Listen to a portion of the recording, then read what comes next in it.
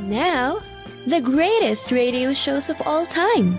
Suspense. The Shadow Node. Washington calling David Harding, Counter Spy. Classic radio theater. The Great Gildersleeve. Fibber McGee and Molly. Dragnet. Gunsmoke. The Lone Ranger. Now, step back into a time machine with your host, Wyatt Cox. Good evening, friends of the Inner Sanctum. Orson Welles in the prequel to the Third Man motion picture, The Lives of Harry Lime. Why is it a prequel? Because Harry Lime's character was killed in The Third Man. This originally broadcast March 21st, 1952. Faith, Lime, and Charity.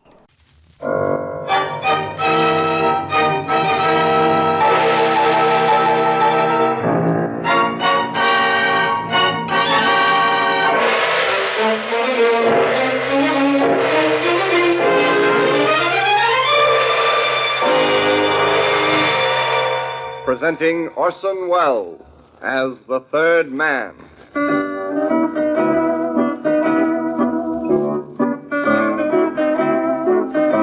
The Lives of Harry Lime, the fabulous stories of the immortal character originally created in the motion picture The Third Man, with zither music by Anton Karas.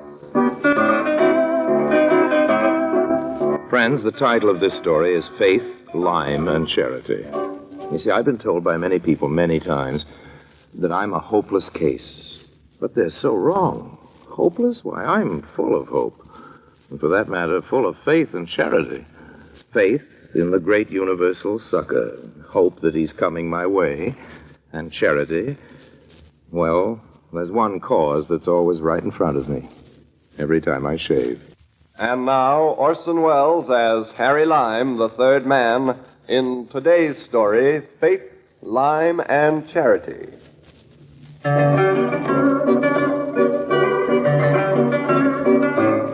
Wealthy tourists have always been attracted by the romance of India, the beautiful Taj Mahal. And Harry Lime has always been attracted by the romance of beautiful and wealthy tourists. It was with this idea in mind that I took the train from New Delhi to Agra, which is the ancient capital city of India, where the Taj is located. These travelers' shrines are happy hunting grounds for a gentleman of fortune like myself. You'll pardon my stress on the gentleman. I felt I earned the title by listening politely to the interminable prattle and snivelings of Mrs. Haley, the missionary's wife with whom I shared my compartment. I couldn't know that this innocent chit-chat would lead to bloodshed within 48 hours, and that the blood shed would be mine. I suppose you're going to Agra to see the Taj Mahal, Mr. Lime. Yes, among other things, Mrs. Haley. I could tell you were a cultured gentleman the first moment I laid eyes on you, Mr. Lime. But all too many people see the beauties of India and never give a thought to the poor, benighted people. We must think of them, Mr. Lime. Don't you agree? Oh, yes, absolutely. My husband is the Reverend Mr. Halley, you know. He's the head of the mission at Nandi Devi. He's given his whole life to these poor natives, caring for their bodies and their souls. That's very nice, I'm sure. We have an orphanage there, you know, one of the finest. But a terrible thing happened. Such a terrible thing. We had a fire just last week. Here, look at these clippings. Orphanage at Nanda Devi destroyed by fire. Medical aid rushed to mission.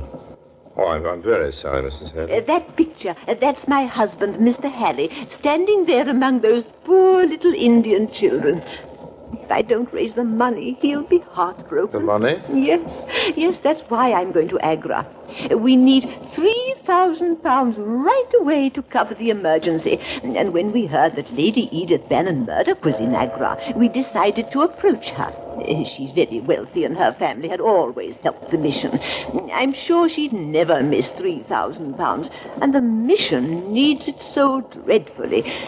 But, oh dear, I just dread speaking to her. I'm not well, you know, and with the shock of the fire and everything. Well, let me close the window. Perhaps there's too much draft where you're sitting. Oh, thank you, Mr. Lionel. That's awfully kind of you. All right. Oh, my, it's nice to find someone who's thoughtful. I'm so glad we happen to share this compartment. Oh, so am I, Mrs. Haley. So am I. Tell me more about this Lady Edith, what's her name? Lady Edith Bannon Murdoch. Bannon Murdoch. Yes. She's in Agra with her fiancé, Sir Ernest Elphing, and his mother. I'm sure her heart will be moved by the plight of these poor orphans. But I'd give anything if I didn't have to approach her myself. If only I was strong Now, enough. Mrs. Halley, this is only a suggestion, and you're quite free to say yes or no, but I was wondering if it might be helpful if someone else approached Lady Edith on behalf of the mission. Myself, for instance. You? Well, that's awfully kind of you, Mr. Pleasure. Knight. But I don't know. Well, perhaps it would be a good idea.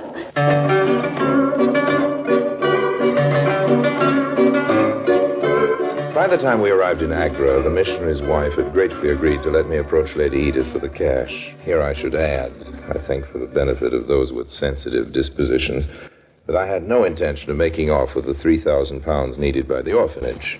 But I calculated that if Lady Edith was good for 3,000 pounds, she was good for 5. 3 for the orphans and 2 for Harry Lyme.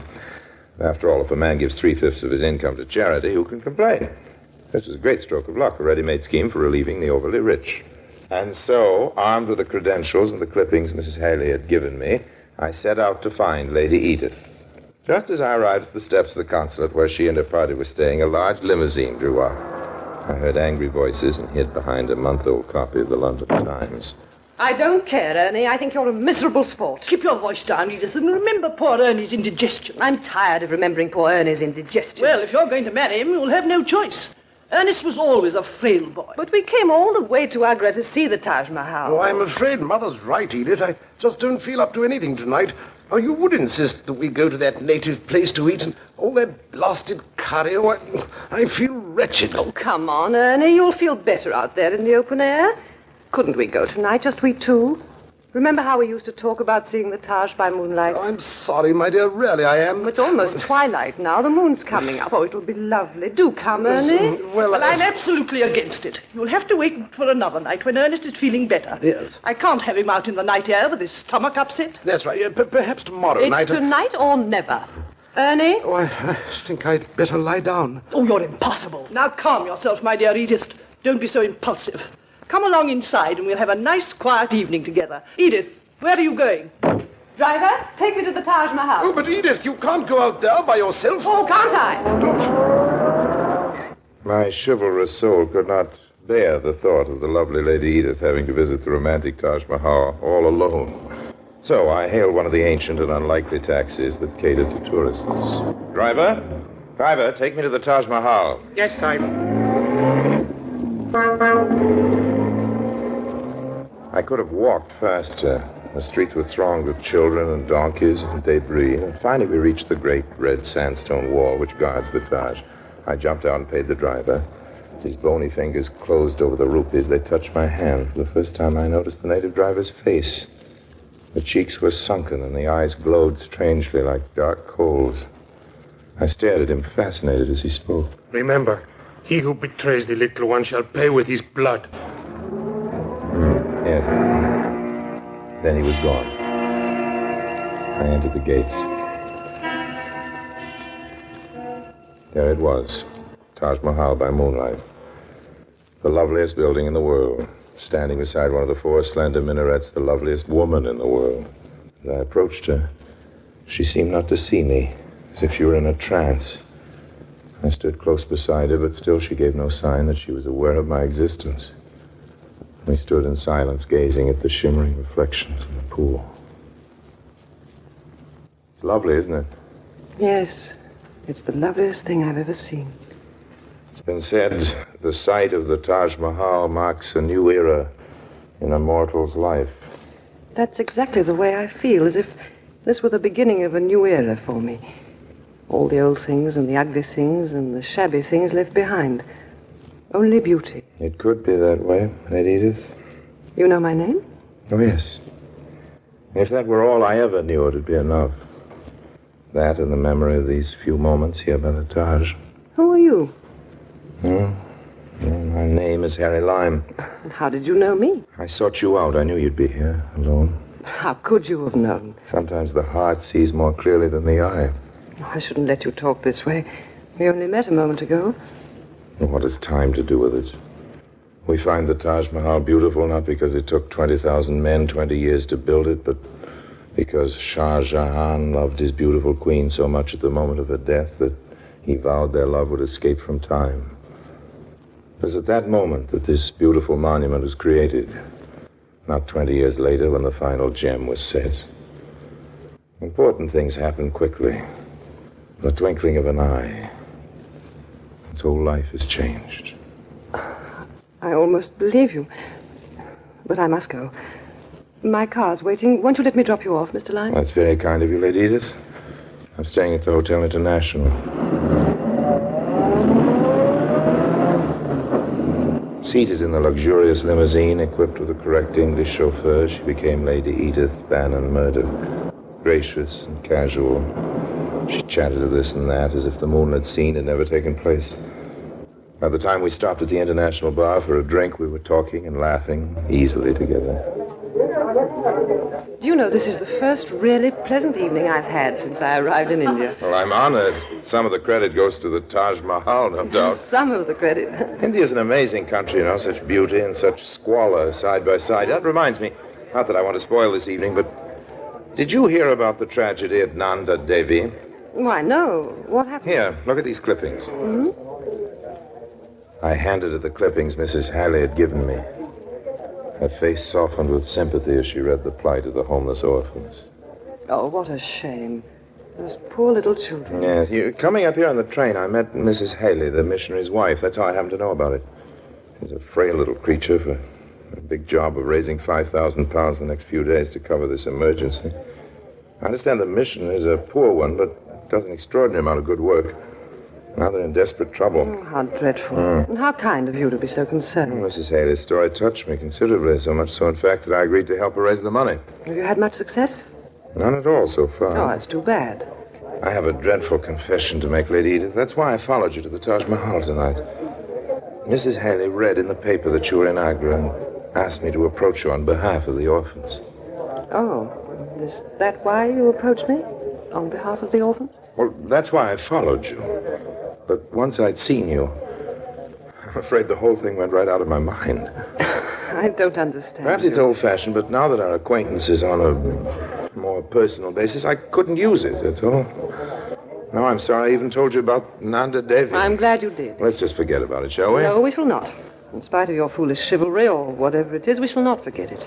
I insist on making the contribution. You do? Yes, I do.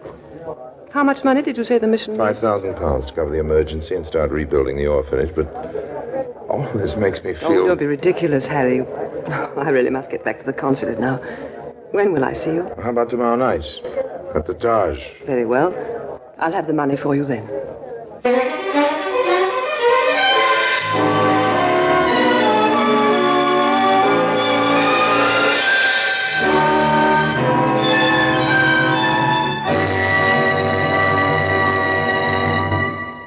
In a moment, Orson Welles returns as Harry Lime, the third man. March 21st, 1952, The Lives of Harry Lime on Classic Radio Theater with Wyatt Cox.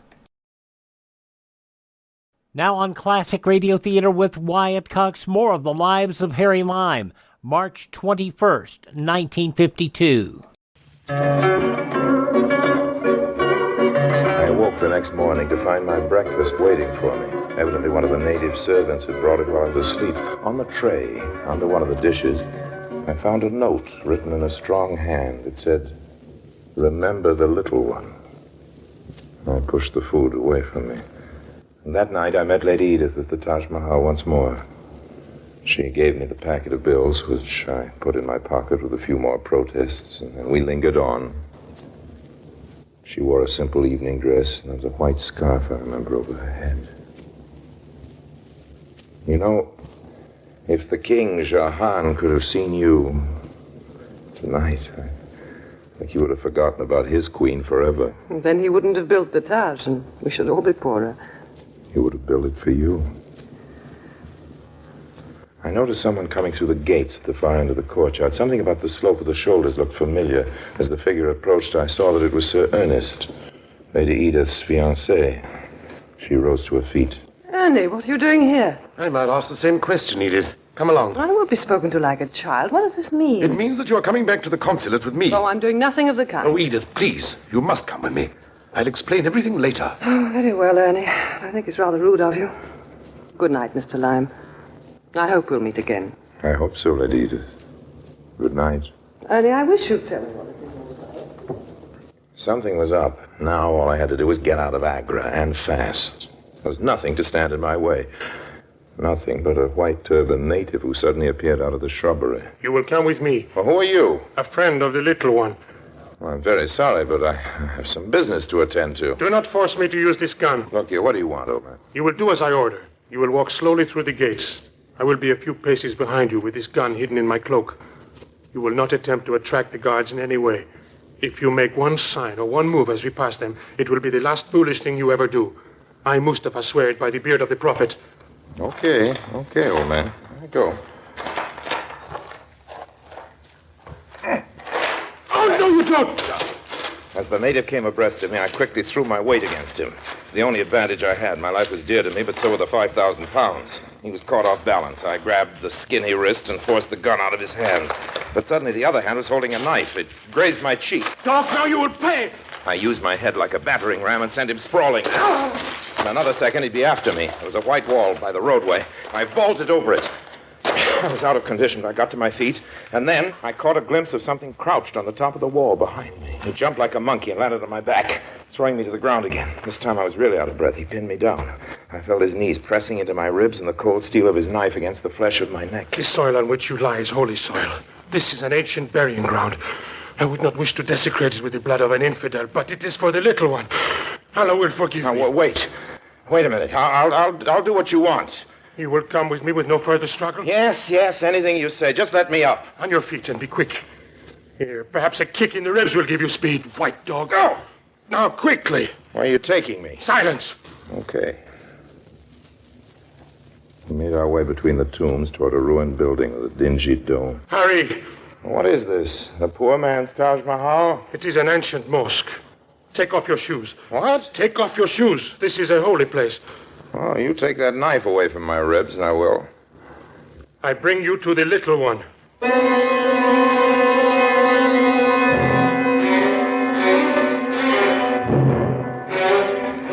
I saw a faint reddish glow from inside the mosque. It was a lamp, held by a small figure, a woman's figure.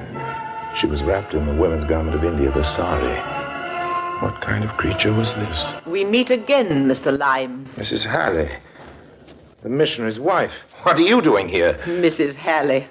That was one of the greatest parts I ever played. For your information, my friend, Mrs. Halley is known by many names from many people, including the police. To my Indian friends, I am known as the Little One. Oh. When I had to leave England, I decided that a clever person could make a good living from rich white tourists. I came through Nanda Devi a few days ago and heard about the orphans and the fire. My native spies already had Lady Edith under observation. This was too good a chance to miss. And so you posed as Mrs. Halley and used me to work for you. Exactly, my friend. I knew enough about Lady Edith's personal life to feel that an attractive gentleman would have a better chance than an old woman. And so I used you. You have a fascinating mind, Annie, or whatever your name is. I think we might get along. Have a good laugh, Mr. Lime. It will be your last one. What do you mean? Your usefulness to me has ended. I want the £5,000 you collected from Lady Edith. Oh, yes, I know the exact amount you asked her for. One of my men cleaned your table last night at the International Bar. Everything you said was reported to me. Oh, you're quite an operator, honey. Perhaps we can make a deal. We will make no deal. You will give me the £5,000. And if I don't? Mustafa will kill you. And if I give you the money willingly? Mustafa will kill you anyway. Oh. I leave no loose ends when I finish a job, Mr. Lime. Your body will not be discovered here for days. By that time, I'll be gone. Now, come, we've wasted enough time. Hand over the money. As she'd been talking, the feel of the cold, slimy stone under my bare feet gave me an idea.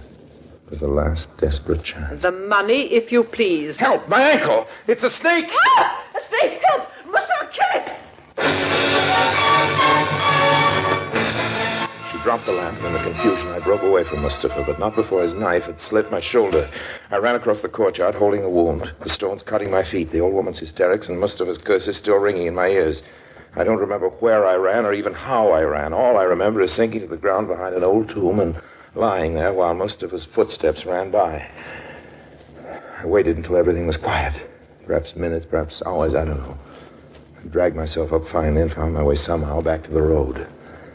I was free. I had the money. Now all I had to do was get away from Agra. As far away as I could get, and fast. From March 21st, 1952, Orson Welles, The Lives of Harry Lime on Classic Radio Theater with Wyatt Cox. The conclusion follows these messages from your favorite radio station.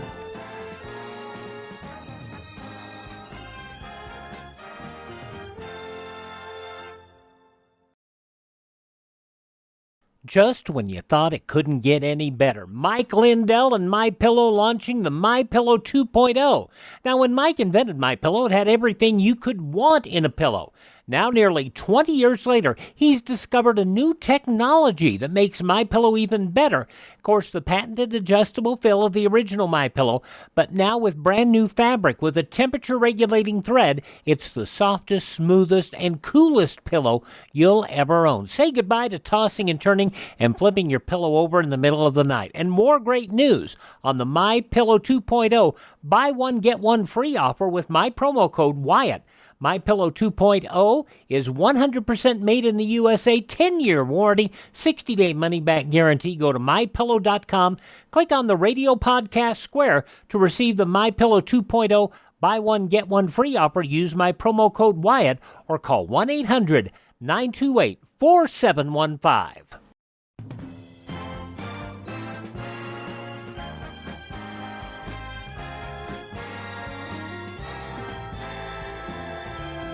Now on Classic Radio Theater with Wyatt Cox, the conclusion of The Lives of Harry Lime, Faith, Lime, and Charity from March 21st, 1952. The pain in my shoulder was like fire. My coat sleeve was covered with blood. My feet were bruised, but I ran. Pain soared. It seemed as if I were running down a hill that got steeper and steeper the further down I went. Finally, I reached the bottom. Then everything went black. When I woke, the Agra police was standing around me. I tried to sit up, but there seemed to be a great weight on my shoulder. I remembered about my arm. It had been bandaged. Slowly, the pain came back. Policemen were talking, but there was another voice I'd heard somewhere before. It was Sir Ernest. This man is the impostor, I tell you. He collected 5,000 pounds from my fiancée for a Mrs. Halley for the mission at Nanda Devi. I checked with the mission and found that Mrs. Halley has been dead for 8 years. He's a vicious criminal, I tell you. Just a minute, Ernie. Let him explain. After all, there is an orphanage at Nanda Devi, and there was a fire a few days ago. It's not fair. Oh, don't be such a fool, Edith. Just because you developed some sort of ridiculous infatuation. Excuse me. I must make out a report. When did you first see this man, Lady Edith? Shh. His eyes are open. Let him talk. Mr. Lime, Harry, what happened? I told Lady Edith and the police the truth. More or less the truth. I told them that I'd met the woman on the train who claimed to be Mrs. Halley and had been taken in by an innocent tool in her hands and all the rest of it. And Lady Edith believed my story. Couldn't tell about the policeman. He straightened up and spoke to another officer. Bring in the prisoner. The other policeman returned in a minute with a frail little figure. She glared at me. Is this the woman you met on the train, Mr. Lime? Oh, yes. She's the one. You. How did you know I felt that way about snakes? Well, I took a chance, honey. I took a chance. Take it away. You can't do this to me. I'm a British subject. This man here is a criminal. He tried to do me out of £5,000. I'll vouch for Mr. Lime's character, Inspector. There's no need for that, Lady Edith. What do you mean, Inspector? I mean that we're very indebted to you already, Mr. Lime. We picked this woman up on suspicion tonight. We've been watching her a long time, but we've never had any conclusive evidence against her. Now you've given us the testimony we need. Howling Annie, alias the little one, alias Mrs. Halley, won't be troubling wealthy tourists any longer. Oh, Harry, what a dreadful experience for you, to be the innocent victim of that wretched woman. I know you never would have forgiven yourself if she'd got a hold of my money. No, you're quite right. I never would have forgiven myself. And thanks to you, the money's quite safe. The inspector found the packet in your coat and returned it to me. No? Oh, fine. I knew you'd be glad to hear it. And now I have a surprise for you that'll make all this trouble of yours seem worthwhile. You're coming to New Delhi with me next week.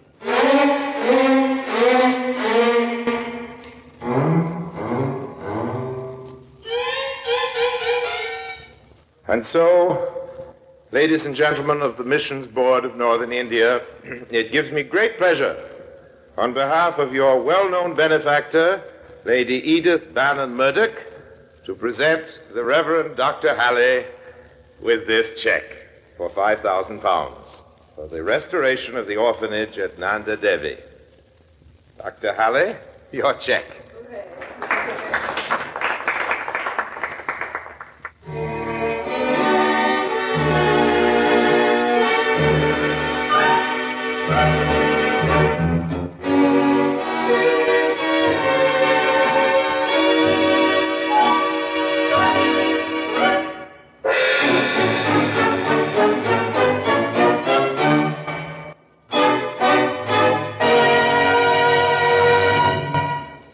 And now, Harry Lime. I suppose it's true that every tale has a moral, even when the tale concerns Harry Lime. A friend of mine supplied the moral to this one the other day. He just got back from India, and he told me that he'd seen the new orphanage at Nanda Devi, complete with foundation stone, which he assures me bears the words, "In grateful tribute to Harry Lime, philanthropist." Nicely carved, too, he told me, and rather appropriately, with a cold chisel. March 21st, 1952, The Lives of Harry Lime on Classic Radio Theater with Wyatt Cox. Now on Classic Radio Theater with Wyatt Cox, this is an ugly one. Part 3 of the 5-part Yours Truly Johnny Dollar story, The Jolly Roger Fraud Matter, from March 21st, 1956. A whole lot of killing going on just to cover up a devious act. From Hollywood, it's time now for Johnny Dollar. I have your call to the Corazon de Los Angeles Hospital in Tijuana, Mexico. Good, operator. One moment. Hello? Oh, this is Dr. Fernando Hernandez. I'm Johnny Dollar, investigating the wreck of the yacht, the Jolly Roger. The only survivor reported was a cabin boy, and I understand he just died in your hospital. Yes, but under most unusual circumstances, Senor Dollar. That's exactly what I wanted to know. Also, Senor, there are some things he told me earlier that I think you ought to know. Doctor, I'm on my way down there to Tijuana to see you.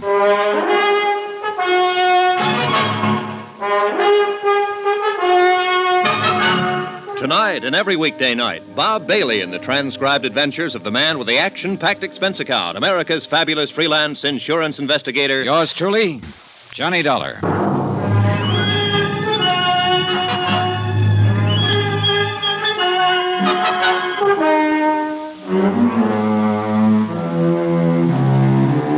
Expense account submitted by Special Investigator Johnny Dollar. Location, San Diego, California. To the Universal Adjustment Bureau, Hartford, Connecticut. Assignment, the Jolly Roger fraud. $460,000 worth of palatial yacht going down to Davy Jones's locker. Expense account item 9, 40 cents, telephone call. To the hospital in Tijuana from a phone booth at Coast Guard headquarters here in San Diego. Because of the knack Paula Zanagian seemed to have for knowing everything I did, everyone I talked to, even on the telephone, I was afraid to let my call go through even the Coast Guard switchboard. But before leaving for Tijuana, I checked with Jan Penny and talked briefly again with Lieutenant Smith. You mean you think Zanagian had somebody put that cabin boy out of the way before you could talk with him, Dollar? The doctor only said that he died under unusual circumstances. But yes, that's exactly what I think. What's more important right now is that apparently the lad told the doctor a thing or two before he died. So I'm going on down there. You want to use my car? Well, Zanagian seemed to know I was going to use it before. He'll probably expect me to use it now. So you better give me a rental car. Have it delivered to my hotel, service entrance, under your name. Okay. Zanagian made no bones about it when I talked to him. He's having me tailed. And he'll probably try to do the same thing to me that he did to Bert Parker, once he's sure I'm trying to block his $460,000 claim. Dollar. But me, I aim to stay alive. Until I can not only prove his claim of fraud, but see him sent up for murdering Parker and the lads who went down with the Jolly Roger. Dollar, why don't you get the police in on this with you? If your life's in danger... I want to do it alone. Hey, one more thing. Yeah? You're sure that Zanagian needed money? I thought from all I've ever heard that international racketeer was loaded. According to the papers, both Holland and Switzerland locked up his bank accounts just within the last week or so. That's why he needs a pot full of cash to get over there. That's why he sank his ship, so he could collect from your insurance company. Accident. Some mechanical failure. Is that what he said? Uh-huh. Something to do with the electrical system, to use his own words. But if the cabin boy was the only survivor of the explosion, and he didn't talk to anybody... Except this Dr. Hernandez I'm going to see. Right, then how could Zanagian know what made his yacht burn and sink? What's your guess?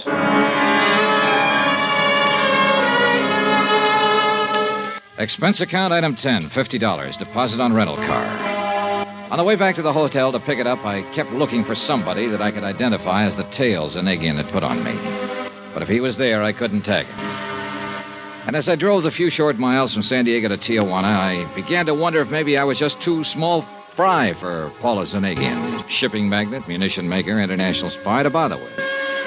Nonetheless, I still kept an eye out for a familiar face, or more to the point, for a familiar car that might be following me. Midday traffic on the big broad highway was astonishingly sparse. A handful of tourist-type cars loaded with families on the way across the border for a quick look-see at Mexico.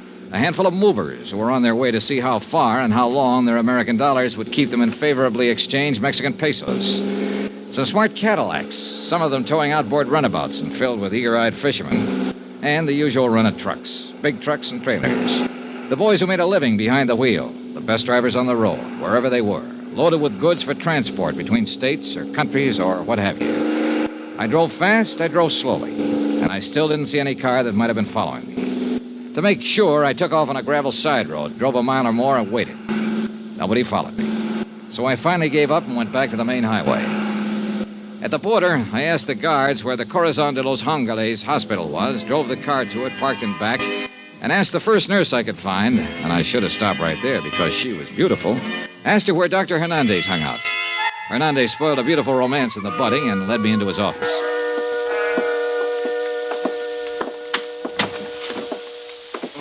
Please do. Sit down, Senor Dollar. Thanks, Dr. Hernandez. I'm so glad you've come. We here at the hospital, I must confess, were somewhat concerned when the fishermen brought in the poor young cabin boy who survived the wreck of the... what was his name? The Jolly Roger. Yeah, that's right. Zanagian couldn't have picked a better one. So? Jolly Roger's the name of the flag that pirate ships used to fly, skull and crossbones. I suppose you know. See, I know. He was a glorified pirate preying on the whole world. I'm a student of history, senor, modern as well as ancient. In his small, selfish way, I realize that Paula Zanagian has looted the whole world. A dangerous man. You say you were worried when his cabin boy showed up. Because there was a man who called and wished to visit him. Insisted on it. Oh? See, but... of course, because of his condition, we could not permit it. The explosion of the ship had done a great deal of damage to his small body. When he was brought in here, I could see that immediate surgery was necessary to save his life. Well, go on, Doctor. So I operated. And as I did so, realized that divine providence would permit me to save the life of this poor unfortunate. My operation was a success. But you told me over the phone that he died. We are a poor hospital, and usually we're not able to provide such things. But I appointed a special nurse to look after him while I ordered that man who would not give his name but who insisted on seeing him be kept away. Doctor, you said... However, 2 hours ago, the nurse left him only for a brief moment and only to inform me of the remarkable improvement he'd made. Look, and Doctor... when I entered his room, he was dead. Look, Doctor, I'm sorry if you lost your patient, of course, but you told me over the phone that there was something unusual about his death. That's why I came down here. He would have lived. He would have lived, Senor Zola. Yes, I know. Except that someone got into the room with him during the brief moment he was left alone. Got into him and killed him with this. What is it? A knitting needle? I think so. He would have been well again, senor, but he was killed. Murdered. Have you told the police about this? See, and they are what you call at a loss. Oh, brother. how do you think I feel? I was going to tell them what I knew about the unfortunate boy when your telephone call came. Then I decided perhaps I'd best talk to you first. Well, just what is it you know about him? It is what he knew about the sinking of the boat. The Jolly Roger. See, thanks to adrenaline and other stimulants I administered even before we began the anesthetic for the operation that saved his life. Only it didn't stay so long. See, he regained consciousness long enough to talk with me. He talked a great deal. Well, Doctor, what did he tell you? My notes. I kept very careful notes in this drawer. And what is it, Doctor? What's the matter? The notes I had, they're gone. Gone? Here. I kept them here because I knew they'd help to solve the crime of the sinking of the ship. Well, what did this boy tell you? Notes or no notes, Doctor? You must remember something of what he told you. Well, see, yes. Well, what? That he'd seen a strange device taken aboard the ship. He was young and curious, as all boys are. Yeah? That only the captain of the vessel had handled it, had taken it to the engine room. That he had inquired about it and been told to mind his own affairs. Well, what kind of a device was it? Did he tell you? Like a clock, he said. A clock on a large box, like an alarm clock. It was set for 2:35. 2:30? He hold everything. That was the time the Coast Guard patrol plane saw the explosion. I knew that. All right, go on, Doctor. That, Senor Dollar, is all. Well, I don't know about you, but it sounds to me like Zanagian or one of his men or both planted a time bomb in the engine room of that yacht. See? No. Now, wait a minute. Yes? If the captain knew about it... Hey, look, Doctor, the U.S. Coast Guard reported that the only survivor was this cabin boy. Now, surely the captain wouldn't have let himself get blown up. No, he would not, except for one thing. Yeah? And I tell you only what I know from the cabin boy. Oh, yeah? What's that? This trip was a test. Before the ship, the yacht, was to go on a long trip. It had many new devices on it. Uh-huh. A large, tall mast for what you call a radar. Yeah, go on. The captain, when they reached a point of the Coronado Islands, ordered a small boat put, over the sand. Yeah, that's right. Go on. But in doing so, the radar mast, fell down, and the captain was struck by it. Therefore... Doctor, now listen carefully.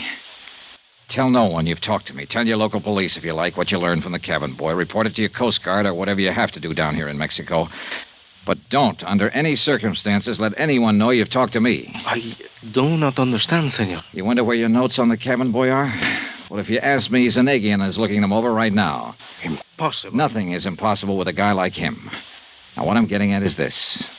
I'm a marked man, Doctor. He's after me, and he'll be after anybody who tries to help me. I cannot believe. Well, you'd better, if you want to stay in one piece, so take no chances. I don't think I was followed down here, but I may have been.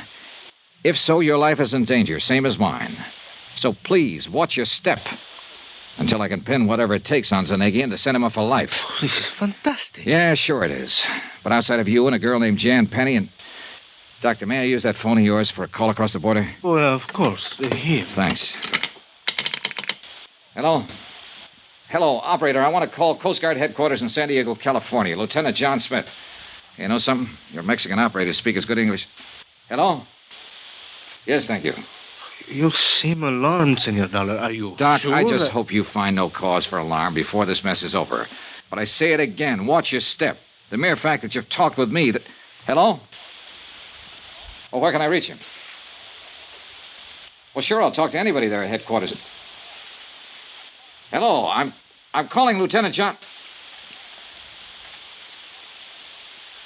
I see. Thanks. What is it, Mr. Dollar? Lieutenant Smith is dead. What? A hit-and-run accident. About an hour after I left him. Watch your step, Doctor.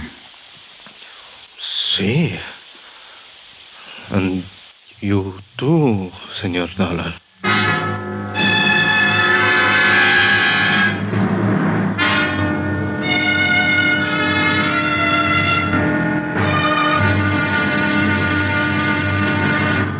Now, here's our star to tell you about tomorrow's intriguing episode of this week's story. Tomorrow, some real help from two close friends. You know, close enough to kill.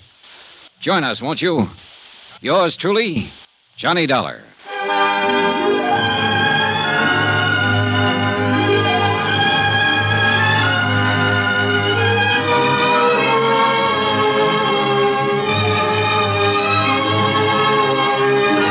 Yours truly, Johnny Dollar, starring Bob Bailey, is transcribed in Hollywood. It is produced and directed by Jack Johnstone, who also wrote tonight's story. Be sure to join us tomorrow night, same time and station, for the next exciting episode of Yours truly, Johnny Dollar. Roy Rowan speaking.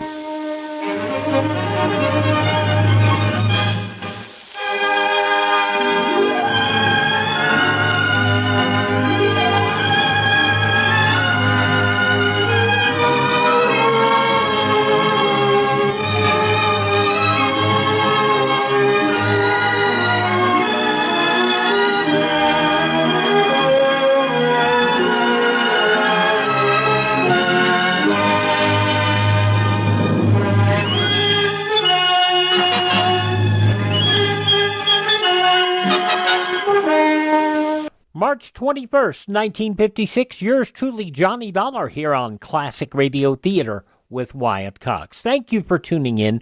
And we always mention Ted at RadioMemories.com. That's because if you're looking for specific shows in the best audio quality you can find them, like yours truly, Johnny Dollar, like Lum and Abner, like so many other shows, you can find them through Ted at RadioMemories.com. There you can find them available on cassette, CD, or flash drive for your computer. And just check it out. RadioMemories.com. That is RadioMemories.com.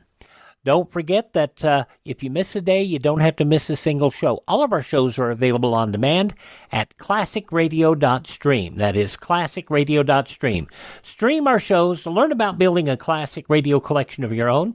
You can contact me, find our social media links, and if you're so inclined to help us maintain our distribution channels and acquire additional classic radio collections, you can buy me a copy. Buy me a copy at classicradio.stream. Thank this station, support their advertisers, tell all your friends the greatest radio shows of all time are right here at this spot on the dial. Classic Radio Theater with Wyatt Cox on your favorite radio station.